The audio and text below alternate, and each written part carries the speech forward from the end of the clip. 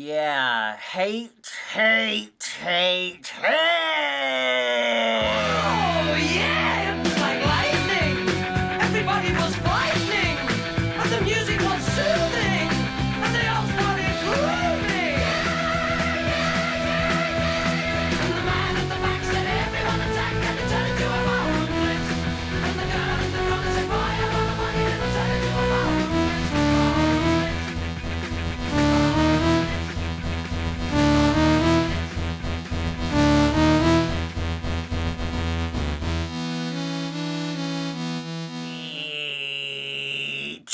And we're back. Welcome to HaggingTube, or Screenwave or something, because I'm guessing this won't be on YouTube. Except maybe as a trailer. Every so often people suggest episodes for this show, and that's welcome. Thanks to you all for enjoying it enough to do that, but know that I can't do them all. The whole point of the show is for me to emotionally unleash on the episodes I hate. And I don't hate every episode of New Who. Not even every Tennant-ish episode of New Who. Now, I suppose I could review an episode if a patron asked me to, but I won't have pretend hatred. I treat the episode as fairly as I can. Anyway, on to the sound of drums. Now I don't need to pretend to hate. Before this one, we had the much better, but not great Utopia. Captain Jack Harkness grabbed a hold of the TARDIS and they were sent to the very end of time.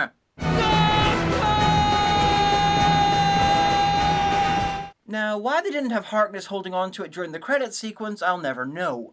There, they met some shit George Miller reject future humans called the Future Kind, who show their bestial nature by having filed their teeth, getting tattoos, and by being twatheads. They also met Professor Yana, who in 3 minutes was the best version of the Master since Anthony Ainley. The story ended with the Master turning into a 1960s Riddler impersonator and stealing the TARDIS. The last remnants of non-beastish humanity and the odd alien blasted off to the planet Utopia, where, because of faith-based shit, they assume they'll escape the heat death of the universe. They are wrong about this. The episode ended with the Doctor, Martha, and Captain Jack trapped at the end of time. As I'm being sarcastic, I'll assume it'll kick off with a resolution worthy of that cliffhanger.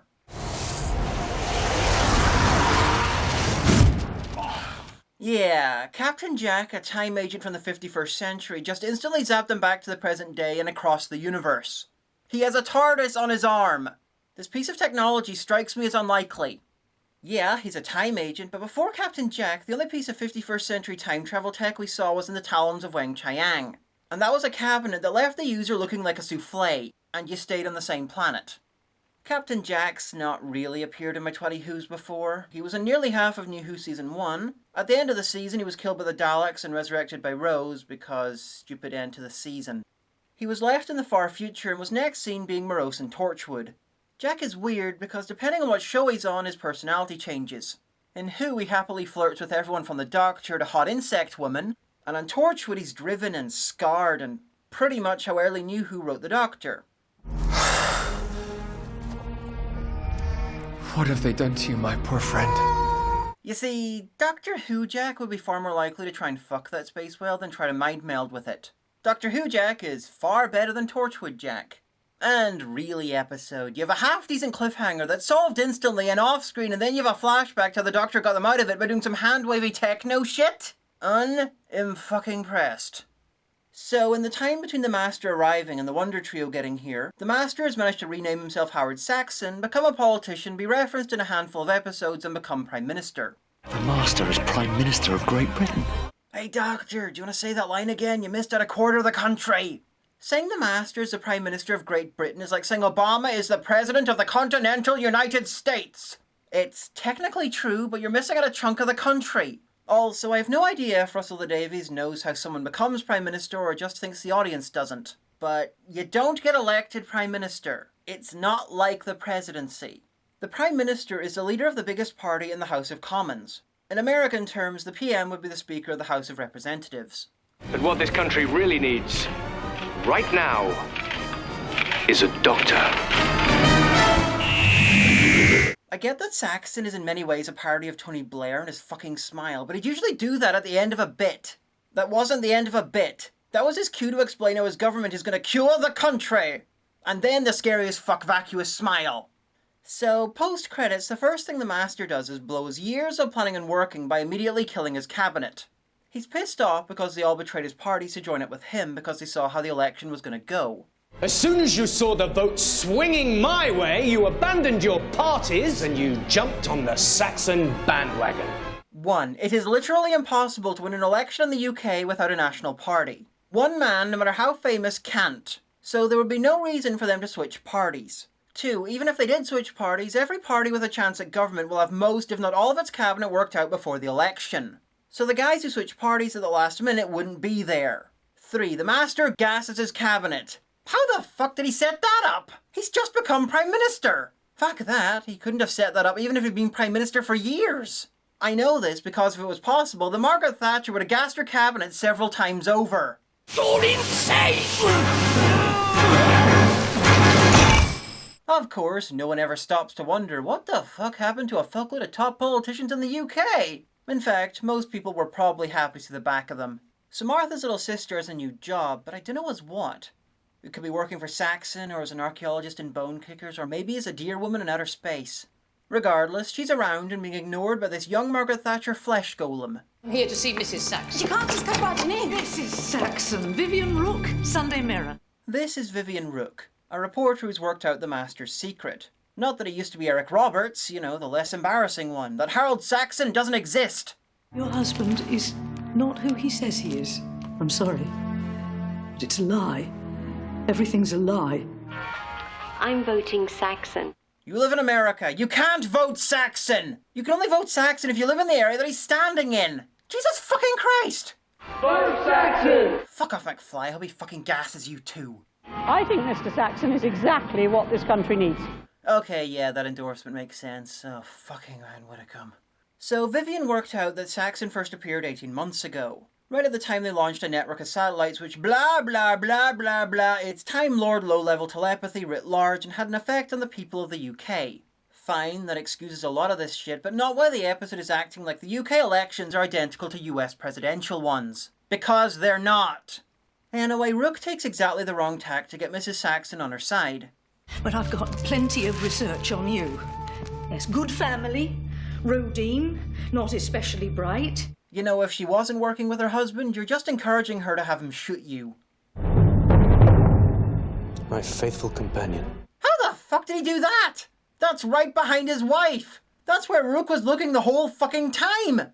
I mean, later on they introduce a thing that could explain it, but they never say the Master has that. Anyway, the Master brings out his allies. The Toclafane! The lady doesn't like us. Silly lady. The interesting thing about the Toclafane isn't their in-universe origin. They're the remains of humanity whose faith-based attempts to find Utopia ended with them turning into crazy cyborg Terrahawks.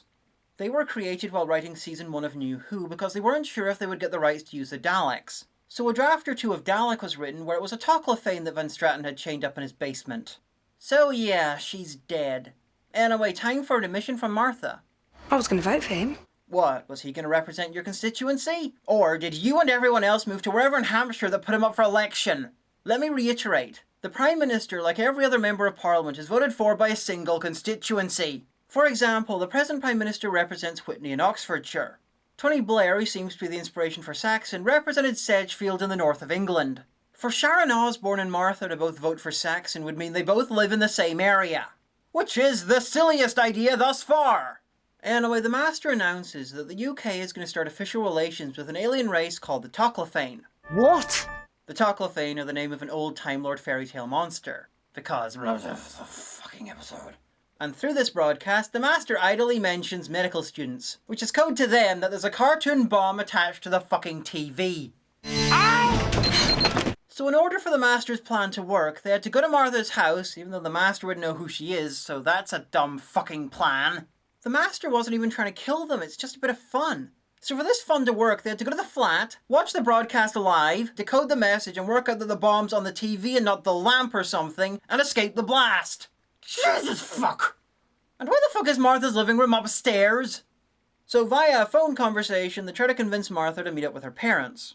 That's one way to capture her, another would be having someone near her house. I mean, you were sure enough she'd go there to bomb the place. Couldn't you spare a guy to see if she ran out of there screaming? Is there someone else there? Yes! So the Master's people capture all of Martha's family. I wonder if he's also grabbing Joe Grant and Ace for annoying him years earlier. Ace would probably figure it was the government getting revenge for that time she headbutted Prince Philip when she was getting an MBE. That didn't happen, by the way, but Russell L Davies decided in the Sarah Adventures that Ace runs an international charity. British people who do that usually get honoured, and I can totally see Ace reacting badly to Prince Philip's racism. Arthur! Get out of here! So you had no one near her place or between her place and here. Here, where you have more people than you'd ever need. I really hope this is just the Master having fun, because if they really wanted the trio captured, this is just incompetent. Take aim! Get out now! Yeah, that's incompetent. Hey, if you were smart enough to ditch the car, then why are two of you still wearing really fucking distinctive trench coats? Anyway, the Master breaks into a call between Martha and her brother. And this leads to the Doctor and the Master having a really epic talk, which is only slightly fucking ruined when you remember that they're about 10 feet away from where they ditched the car. And they ditched the car about 2 fucking streets from where the goon squad were. And the Doctor's having his conversation while swanning around and being all distinctive looking. So the last time we saw the Master on TV, he was being sucked into the Eye of Harmony, which was on the TARDIS for some reason. That's the same Eye of Harmony which is still on the TARDIS in the new show, equally for some reason. The Time Lords resurrected the Master to fight in the Time War. We're never told how, but since dead Time Lord minds are uploaded to the Matrix, a la Dark Water, it's safe to assume they grabbed his mind from there and stuck it in a lab-grown body. Of course, this raises questions about why the Time Lords even have death if they can grab someone's mind while they're dying inside a black hole from across the galaxy in a different time period and upload it to a computer before sticking it in a new body. But maybe they're just really into death. Everything has its time and everything dies. After all, in the Five Doctors, Rassilon was immortal and the Time Lords fucking hated him. But in the Time War, Rassilon was somehow mortal and Lord President. Surely if they can go against their taboos and bring the Master back to life, then why not make their people immortal like Rassilon? It'd be useful in a war, a damn sight more useful than making their immortal God King into a killable, unpowered wuss. I'm not really whining about the Time War, but the disparate elements really don't mesh. Anyway, the Master turned himself human and escaped into the far future, where he was Derek Jacobi. The Master's got a nasty drum beat in his mind, which was not a thing in Old Who or Big Finish. It was introduced in Utopia and is New Who's way of explaining the Master's madness. Kinda pointless, I feel, and not just because I really don't think the Master's mad. I mean, only New Who has depicted him like that. The others were varying degrees of over-the-top, hammy and villainous, but they were more like players messing with and killing NPCs in a video game. The Master's not mad, he just sees non-Time Lord species as so far beneath him that they're not really alive. Listen, listen, listen. Here come the drums. About 5% of his lines have something to do with those fucking drums, and they did not exist in Old Who! It's like bringing Davros back and giving him a cow mask for some reason and then acting like it's always been there. And then mentioning it once or twice a scene. Why? The drums don't make the story better! Anyway, the police have finally released pictures of the trio, claiming they're dangerous terrorists. Now, if this sort of thing ever happens again, I'd like to see an incarnation escape detection by committing suicide and regenerating. It'd be a very different take on a regeneration story. Doctor, what do we do? Run, Doctor! Run for your life! We're on. Some people stand in the darkness, afraid to step into. I said, run! Some people need to help somebody. Oh look, the Master is reenacting a bit in the Sea Devils, where the Delgado Master trolled someone into thinking that he believed the clangers were real. This planet's amazing. Television in their stomach. Now that is evolution. Only puppets, you know. For children. Oh. Of course, in this scene the Master's either trolling a Toclafane, which is completely fucking pointless, or really thinks the Teletubbies are real. In which case, oh fucking boy. Meanwhile, the trio have found the largest abandoned warehouse in the world to camp out in, and... Nice chips. Actually, they're not bad.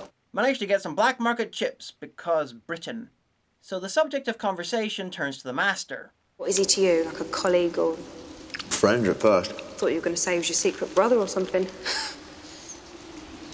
You've been watching too much TV. That's a reference to a fan theory that came out of Planet of Fire. Some people saw this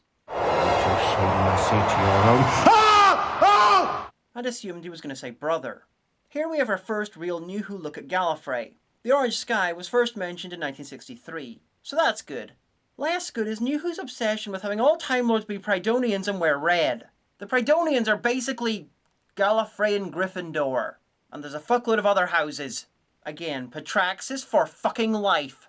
The Doctor says the children of Galifrey are taken from their families at age 8 to enter the Time Lord Academy. You know my feelings on Time Lord children, so I will skip that, and instead whine that not all people in Galifrey are Time Lords, can be Time Lords, or indeed wish to be Time Lords. There are whole communities of Galifreyans who choose to live outside the dome in a more medieval way. They're basically space Amish. And I'm not even talking about the actual space Amish in Season 9. Anyway, at age 8, they're apparently brought to the Time Vortex for some reason, and this drove the Master mad. And some would go mad. This is a much simpler and shitter origin story than the several he had in the books. In one of those, he was trapped in a black hole and shit went down. And in another, the Doctor murdered someone and convinced a higher being to reshape reality so everyone thought the Master did it. This meant that the Master got the destiny the Doctor should have got, and vice versa. Basically, it's all the Doctor's fault. Now that might sound like it's out of character for the Doctor, but remember that the first Doctor could be a complete cunt. Now I can't tell if it's a nice touch or not that Baby Master is wearing a classic War Games Time Lord outfit. I mean, the Time Lords wore that in the second Doctor era, so it looks like the Time Lords started off in their classic high-collared robes, and then en masse decided to dress like school kids, and then went back to their robes when the drugs wore off. I can only imagine what it was like for the second Doctor in the War Games. I mean, he gets dragged home by these all-powerful techno-gods to face trial for his life, and he finds they're all dressed like that guy from AC/DC. I'm amazed he managed to keep a straight face. So the Doctor is pissed off that Jack works for Torchwood. Torchwood were somewhat involved in the Cybermen and Daleks nearly destroying the world in Season 2. You work for Torchwood? I swear to you, it's different. It's changed. Everything Torchwood did, and you're part of it. The old regime was destroyed at Canary Wharf. I rebuilt it. I changed it. And when I did that, I did it for you in your honor. And I'm not mentioning that I was working with them for 100 years, so I was totally involved with them when that cyber thing was happening. What did you say? Nothing! Anyway, through Torchwood, though not through any Torchwood main characters, because, you know, elven mages don't work for cheap, they work out that the Master's using a mobile phone satellite network to hypnotise just about everyone. On top of that, it somehow hid the Master from the Doctor's low-level telepathy. That's silly because Time Lords usually need to see and meet each other to read other Time Lords. And even then it doesn't always work. They're not like fucking Jedi. I sense something, a presence I've not felt since... So that bit of techno-crazy wasn't even needed. Much simpler to say, why didn't the Doctor realise the Master was there? Because the Doctor never ran into Harold Saxon, as he was Harold Saxoning about. So the Doctor creates some special cloaking device keys that use the same tech as the TARDIS. They make it so the person with the key can be seen, but subconsciously people won't notice them. Basically, it turns them into an average woman over 40. Of course, I'm wondering whether they can notice each other while wearing them. I mean, Martha's zombied out while trying to look at the Doctor wear one. They're right next to two people who make them zone out. Shouldn't they look stoned by now? Meanwhile, elsewhere, the President of the USA has landed. Well, he might be the President. Later on they say he's the President-elect, which means he's been elected President but not taken office yet. Basically, think Obama between November 2007 and January 2008. It's a position that has no power and doesn't use Air Force One. So this story is shit when it comes to American as well as British politics. And that's nice. I quite like the President. He's basically George W. Bush if he had an average IQ and the only emotion he knew was quietly seething anger. So America is completely in charge? Since Britain elected an ass, yes. The first contact with the Toclafane can't happen on any country's soil, and it'd be too much work to do it in international waters, so they bring in the Valiant, a floating aircraft carrier. My guess is that it's on loan from S.H.I.E.L.D. Oh, I said meanwhile, but they had the time to walk from the centre of London to here, wherever the fuck this is, which rather stretches the meaning of the word meanwhile. Let's say I use this perception filter to walk up behind him and break his neck. Well, he'd regenerate and the story would be much shorter. So naturally, you're not allowed to do that. I'm not here to kill him. I'm here to save him. 10, you are such a dickhead. Everyone the Master kills is your fucking fault. At least in the 70s, the Master would escape or get captured. And in the 80s, he would die just to reappear for no reason. You see a way to stop him and you won't take it. And why? Honestly, I think he doesn't want a sunburn from the Master's regeneration CGI. So they teleport to the Valiant, and before you say, that's how they made it from the centre of London so fast. Nah, I've got you covered. Does that thing work as a teleport? Since you revamped it, yeah. You see? Okay, I hate pop culture references in the Russell T Davies era. They date horribly, and the Doctor really shouldn't give a shit about the vast majority of pop culture. I'm happy for him to know the very best of everything, but the minutiae? Really? Just imagine being sent back in time 10 years. How well would you remember the fleeting references from then? My guess is not brilliantly. Anyway, one piece of pop culture I wish they had done involves this. The floating aircraft base. On board it is an immortal man with a first name Captain. And no one made a Captain Scarlet comment?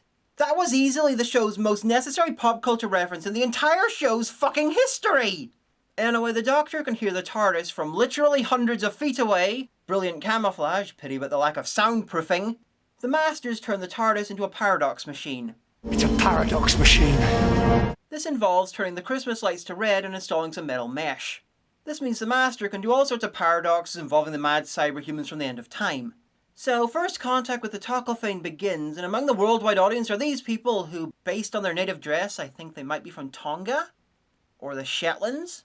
Nah, they're from Serbia. My name is Arthur Coleman Winters, President-elect of the United States of America and designated representative of the United Nations. So, the Master reveals that the Toclafane are working for him and orders the death of the President. But not before he gets an anti-American jab in. I'm taking control, Uncle Sam. My guess is that's a reference to the McGann movie where the suddenly American Master mocked the Doctor's Britishness. Doctor? That's what he calls himself. Doctor. So the President is murdered, and within minutes the paradox machine will activate. Everything before it comes online is not part of the paradox. It stands. It happened. So luckily no Toclafane were related to Vivian Rook, or the President, or the Master's cabinet. You know, I like to imagine that just off screen, millions of Toclafane blinked out of existence every time the Master killed someone this episode. So the President is dead at the express orders of the UK's Prime Minister. Why there's still a UK in Season 4 of this show, I do not understand. And quite why one of the characters from this story ended up in jail in the End of Time, I also do not understand. For more about that, see either my End of Time review or wait till the last of the Time Lords. Peoples of the Earth, please attend carefully. Peoples of the universe, please attend carefully. The message that follows is vital. Stop him! We meet at last, Doctor. Laser screwdriver. Who'd have Sonic? And the good thing is, he's not dead for long. I get to kill him again! You know, if you had your TCE from the classic show, he would not only be briefly dead, but would also be the size of a doll. Which would be hilarious. So yeah, I fucking hate the laser screwdriver. The Master uses some tech from the Lazarus experiment to make the Doctor older. 100 years older, which turns him into an embarrassed-looking David Tennant. Okay, the second Doctor was 450 fairly early into his run. Rough estimates say that one regenerated at 400 years old. Now, I can't go into detail here, but a fan theory looked at the classic Doctor's stated ages and the ages of the actors playing him, and deduced that Time Lords tend to age 7 times slower than humans. And the theory lined up pretty damn well. Now, in New Who we have this, an 11 aging 200 years and not looking any different, and later on lasting 1,000 years and getting old. In short, New Who hates continuity when it comes to the Doctor and aging. And fuck you! Anyway, Jack sends Martha off with his teleporter. Why he doesn't go with her, because they can do that, they don't even bother explaining. I'll be generous and say that Jack knows he can keep the Master busy by dying over and over and over again because he's immortal and all. So, Earthlings. Basically, end of the world. Here come the drum!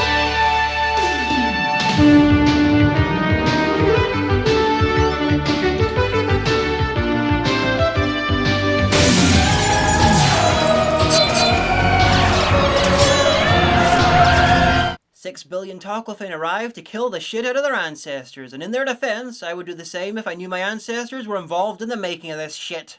This episode is maybe not quite as bad as I thought on initial broadcast, but it's still fucking terrible. Sim is awful as Edward Nigma, and much of the episode is bits that make little sense, strung together with ropes that make even less sense. It was nice that the Master pulled a Fenric and was secretly behind some of the stories in the last season, but that's about it.